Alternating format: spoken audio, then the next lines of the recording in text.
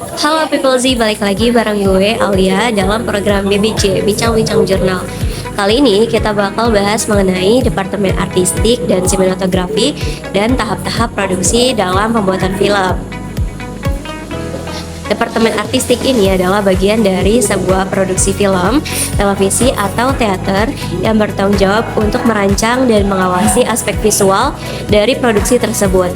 Departemen artistik harus memperhitungkan berbagai aspek seperti pencahayaan, warna, tekstur, gaya, dan mood untuk menciptakan sebuah kesatuan visual yang indah dan menarik.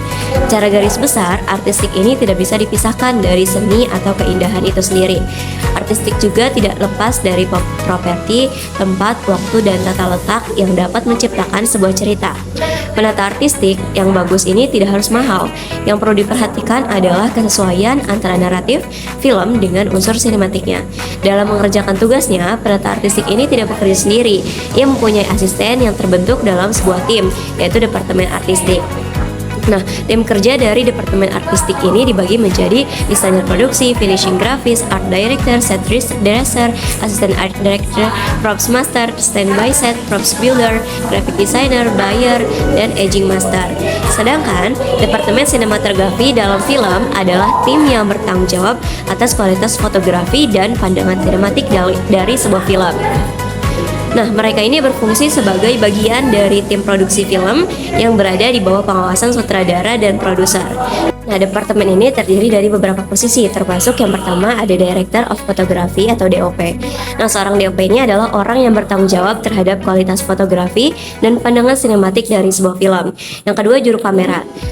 Secara teknis melakukan perekaman visual dengan kamera mekanik ataupun elektronik dalam produksi film di bawah arahan pengarah fotografi dan bertanggung jawab kepadanya agar gambar yang ditangkap ini sesuai dengan keinginan sutradara. Yang ketiga ada asisten kameramen. Ini bertanggung jawab untuk membantu kamera operator untuk mengoperasikan kamera, bertugas pula sebagai clapper yang mengoperasikan papan clapper untuk menandakan mulainya perekaman sebuah adegan. Yang keempat, film loader.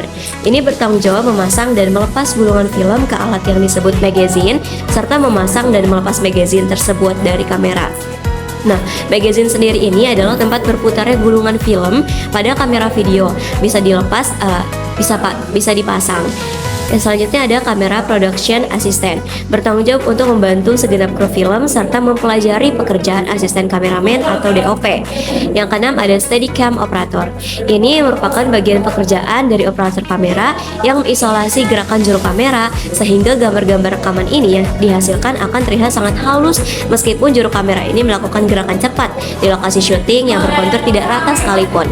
Yang ketujuh, digital imaging technician, bertanggung jawab atas segala urusan teknis yang berkenaan dengan proses perekaman, khususnya apabila hasil rekaman akan diolah lagi di editing steadicam operator.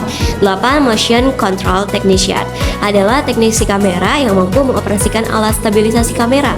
Alat ini digunakan untuk kebutuhan pengambilan gambar rekaman adegan yang dinamis. Jadi Departemen Sinematografi ini memiliki peran yang penting gitu dalam menciptakan kesan atau rasa yang tepat, suasana dan gaya visual pada setiap shoot yang membangkitkan emosi sesuai dengan keinginan sutradara.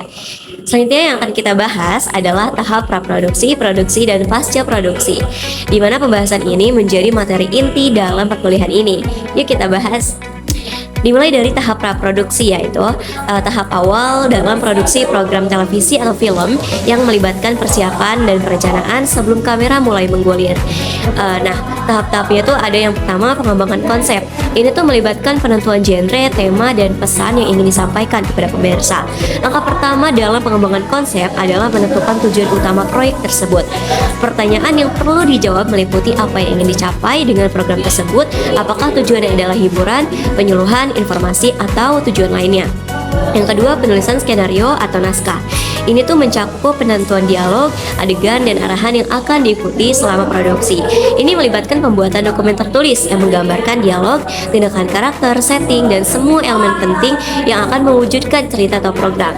Yang ketiga, perencanaan anggaran. Ini mencakup perkiraan biaya produksi termasuk gaji staf, peralatan, lokasi, biaya perizinan, dan biaya lainnya. Biaya ini mencakup berbagai elemen yang diperlukan untuk menjalankan proyek produksi dengan baik. Nah, biaya produksi bervariasi tergantung pada skala produksi, genre program, dan lokasi pengambilan gambar. Yang keempat ada pemilihan pemeran atau kru. Nah, pada tahap ini pemilihan aktor, sutradara, dan produser dan anggota kru lainnya ini adalah langkah penting. Ini melibatkan audisi, bernegosiasi kontrak, dan penjadwalan. Yang kelima, penentuan lokasi dan izin. Nah, untuk menentukan lokasi dan pengambilan gambar ini perlu adanya izin gitu ya.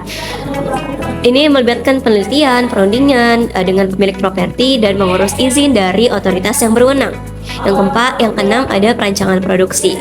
Nah, praproduksi ini melibatkan perancangan produksi yang merinci jadwal harian, distribusi, peran dan tanggung jawab kru, serta rencana teknis produksi termasuk penggunaan peralatan dan pencahayaan. Next kita ke tahap produksi ya. Produksi ini termasuk utamanya non-drama ini tidak hanya dilaksanakan dalam bentuk rekaman, juga dalam bentuk siaran langsung atau live ya. Juga gabungan keduanya, siaran langsung dan rekaman. Nah, yang pertama ada live on tape. Ini adalah metode perekaman yang melibatkan beberapa kamera yang memiliki gagasan siaran langsung. Nah, beberapa kamera ini dapat dihubungkan ke pengubah media atau penggabung visi. Salah satu gambar yang dipilih dari berbagai kamera yang ditayangkan di televisi. Yang kedua, multi-kamera recording. Nah, untuk merekam adegan yang sama secara bersamaan, penggunaan beberapa kamera yang ditempatkan pada sudut yang berbeda ini dikenal sebagai rekaman multikamera. Yang ketiga, film style. Film style pada produksi siaran televisi atau film ini mengacu pada teknik sinematografi yang digunakan dalam produksi program televisi untuk menciptakan tampilan visual yang menarik dan menarik perhatian penonton. Ada beberapa hal yang berkaitan dengan film style pada produksi siaran televisi. Yang pertama ada penataan artistik, ada pencahayaan, ada kamera, dan juga ada tata suara. Dan selanjutnya ada single kamera ya, dimana satu kamera ini digunakan untuk melakukan proses produksi atau dan merekam setiap segmen atau keseluruhan acara. Nah, proses produksi yang menggunakan satu kamera dengan kamera perekam. Metode syuting menggunakan satu kamera untuk mengambil gambar dari berbagai angle dan pola pengambilan gambar. Nah, penggunaan beberapa kamera juga dikenal sebagai single kamera, melibatkan pembagian pengambilan gambar untuk menghemat waktu, tetapi masing-masing kamera merekam sendiri gitu ya. Dan yang paling terakhir dari tahap pembuatan film yaitu tahap pasca produksi. Ini adalah tahap akhir dari pembuatan sebuah film ya.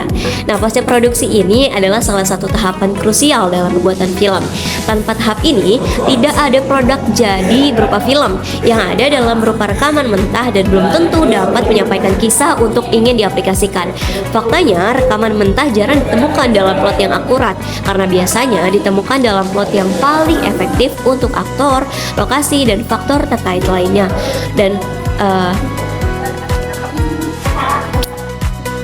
ini ada beberapa tahap pasca produksi ya. Yang pertama ada mempersiapkan sistem penyimpanan yang cukup untuk memuat seluruh data, dari mulai video, foto, dan lain-lain. Dua, menyempurnakan gambar dengan proses composting. Yang ketiga, penyuntingan suara dengan automate dialog replacement dan foley. Yang keempat, melakukan koreksi pada warna. Yang kelima, menambahkan grafis, judul, dan kredit. Yang keenam, menyatukan materi lainnya dalam proses editing. Dan terakhir adalah pentingnya tahap pasca produksi dalam film. Oke, mungkin segitu aja yang bisa gue sampaikan di video kali ini. Next, kita udah gak ada materi lagi ya, karena kita mau praktek di lapangan atau untuk proses pembuatan film. Gue Alia, mohon maaf kalau misalkan ada kata-kata yang keliru atau ada yang salah. Gue Alia pamit undur diri. See you on the next video. Bye.